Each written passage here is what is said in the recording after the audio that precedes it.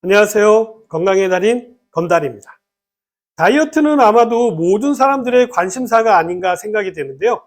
결국 다이어트의 핵심은요, 체중 관리에 있지 않나 생각됩니다. 그리고 이제는 체중 관리가 건강 관리의 기본이 되었기 때문에요. 누구나 체중 관리를 기본적으로 하셔야 하는 시대가 되었다라는 것입니다. 그런 의미에서 오늘 알려드리는 내용이 체중을 관리하는 데 도움이 되었으면 합니다.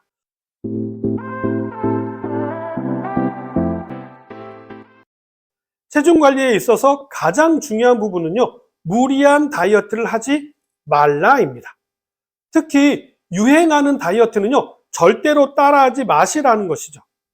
여러 유행의 다이어트는요, 대부분 별 효과가 없습니다. 물론 일시적으로 체중이 약간의 변화가 일어날지는 모르겠습니다만 결국은요, 시간이 지나면 요요로 다시 보상을 받게 되는 것을 잊으시면 안 됩니다. 더군다나 이렇게 유행하는 무리한 다이어트는요, 근육을 많이 손실시켜서 몸을 망치는 다이어트가 되고요, 또 몸의 대사 기능에 혼란이 생겨서 호르몬 대사에도 영향을 주기 때문에 건강한 체중 관리를 위해서는요, 절대로 무리한 다이어트는 시도조차도 하시면 안 됩니다. 다음은 운동입니다. 운동도요, 유행하는 운동이나 운동기구를 사용하시는 것은 좋지 않습니다. 운동하면은요, 특별한 운동기구나 아니면 헬스장에 가야만 좋은 운동을 할 수 있을 것 같이 생각하시는 분들이 많이 계시는데요. 대표적인 게 등산을 가는데 장비라든지 옷은 히말라야 등반하는 수준으로 하고 다니시는 분들이 많이 계시죠. 그래서 저는요, 오히려 가정에서 하실 수 있는 운동을 많이 소개를 해드렸었는데요. 얼마든지 우리 생활에서 할 수 있는 운동이 많이 있습니다. 대표적인 것이 바로 계단 오르기 또는 벽 짚고 팔굽혀펴기, 또 의자를 두고 하는 스쿼트 운동 등등 생활 밀착형 운동을 하시는 것이 무리하지 않으면서도 지속적으로 할 수 있는 운동이라고 생각합니다. 자, 중요한 것은요, 체중을 잘 관리하시려면 많이 움직여야 한다는 원칙을 꼭 기억하시기 바랍니다. 무리한 운동 말고요, 걷기라든지 조깅, 계단 오르기, 팔굽혀펴기, 스쿼트 이런 것들만으로도요, 얼마든지 좋은 운동이 될 수가 있고요, 또 체중을 관리하는데 충분한 운동이 될 수 있습니다. 운동 이야기가 나왔으니까 조금 더 말씀을 해드리자면요, 유산소 운동과 웨이트 트레이닝을 적절히 같이 하시는 것이 체중 관리에 도움이 됩니다. 유산소 운동에 대해서 말씀을 좀 드리자면요, 걷기라든지 조깅, 수영, 자전거 타기, 에어로빅, 댄스 등이 여기에 속할 수가 있는데요. 유산소 운동은 조금은 길게 해야만이 지방 연소가 시작되기 때문에요, 저는 머리부터 발끝까지 땀으로 흠뻑 젖을 때까지 하시라고 말씀을 드리는데, 물론 처음부터 이렇게 하시는 것은 아니고요, 본인에게 맞게 점진적으로 시간을 늘려서 하시면 됩니다. 자, 이런 유산소 운동은요, 호르몬의 균형을 잡는 데도 도움이 되고요, 또 많은 칼로리를 소모하기에 좋은 운동입니다. 그렇기 때문에 저는 이러한 유산소 운동은 저녁에 하시는 것들을 추천드립니다. 자, 이렇게 땀을 흘리고 따뜻한 물로 샤워를 하면요, 잠도 잘 오거든요. 그리고 하루 종일 사무실에 앉아 계셨다라고 한다면요, 더없이 좋은 운동이 바로 저녁에 하는 유산소 운동입니다. 자, 이러한 유산소 운동은요, 무리가 되지 않는다면요, 매일 하시는 것이 좋습니다. 다음은 근력 운동인 웨이트 트레이닝인데요. 자, 이러한 운동은 중력을 이용한 운동을 이야기하는 것입니다. 자신의 몸무게라든지 아니면 기구의 무게를 이용하여서 근육에 자극을 주는 것을 이야기하는데요. 이러한 근육 운동은요, 일주일에 한 3회에서 4회 정도 하시는 것이 좋고요, 짧게 하시더라도 반복적으로 하시는 것이 중요합니다. 예를 들면요, 스쿼트를 한 번에 100개를 하기보다는요, 10개씩 10번으로 나누어서 하시는 것이 체중을 관리하는 데 도움이 된다는 것이죠. 물론 바디빌딩 시합에 나가는 것이라고 한다면요, 100개씩 100회를 하는 것이 좋겠지만 우리가 그런 몸을 만드는 것이 목적이 아니잖아요. 그렇기 때문에 한 번에 많이 하시기보다는요, 조금씩 나누어서 자주 하시는 것이 좋습니다만, 또 이렇게 말씀을 드리면 한 개씩 100번 해도 되냐 이렇게 질문하신 분들이 계시거든요. 그건 아닙니다. 어느 정도 근육의 자극이 갈 정도의 횟수는 최소 하셔야 하고요, 또 그걸 자주 하시는 것이 몸매를 유지하시거나 체중을 관리하시는 데 도움이 된다는 의미입니다. 간혹 근육 운동을 하게 되면요, 기초대사량이 높아진다라고 하시는 분들이 계시는데요.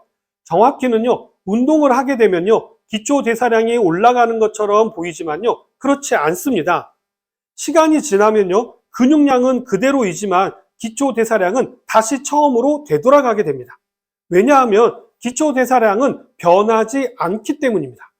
물론 노화에 의해서 변화되는 일은 일어나지만요, 운동으로 인해서 일어나지는 않는다는 것입니다. 다음은요, 체중 조절을 하는 데 있어서 빠지지 않는 것이 바로 식이요법인데요.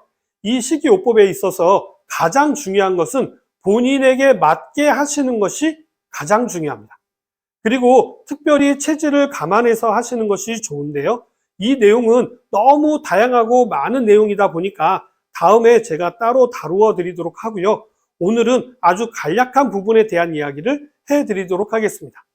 한 연구 결과에 따르면요, 같은 양의 식사를 하더라도요, 채소를 먼저 드시고 단백질을 드신 다음에 탄수화물을 드시는 것이 체중 관리에 하시는데 도움이 되었다라고 하고요. 특히 저녁 식사는 일찍 하면 일찍 할수록 체중 관리에 도움이 되었다라는 것입니다.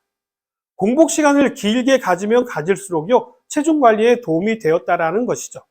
자, 이러한 공복 시간이 좀 더 길어지게 되면은요, 간헐적 단식과 같은 것이 되는 것입니다.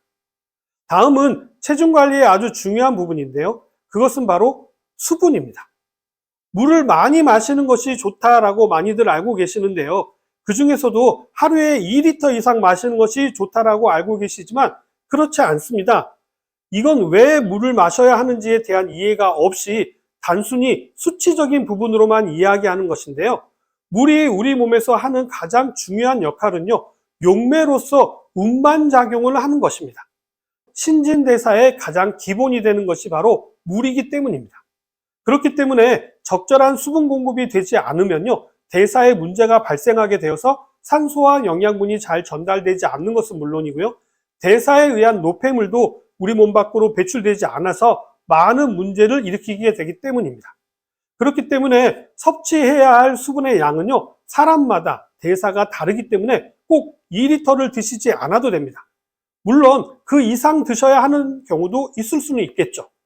중요한 것은요, 물은 조금씩 자주 많이 드시라는 것입니다. 여기서 많이의 기준은요, 소변색으로 조절하시면 되는데요. 소변색이 약간 노란빛을 띠면 정상입니다. 그러나 너무 진하다라고 하면요, 물을 더 많이 드셔야 하고요. 또 너무 물같이 흐리다라고 하면요, 물을 줄여서 드시면 됩니다. 대사가 원활하게 돌아가야만이 체중을 관리하는 데 도움이 되기 때문입니다. 결국은 대사가 잘 되지 않아서 우리 몸에 쌓이게 되면 비만으로 가게 되는 것이죠. 아참, 운동의 경우에는요, 혼자서 하는 것도 중요하지만요, 아무래도 혼자서 하게 되면 의지가 약해지는 부분이 있거든요.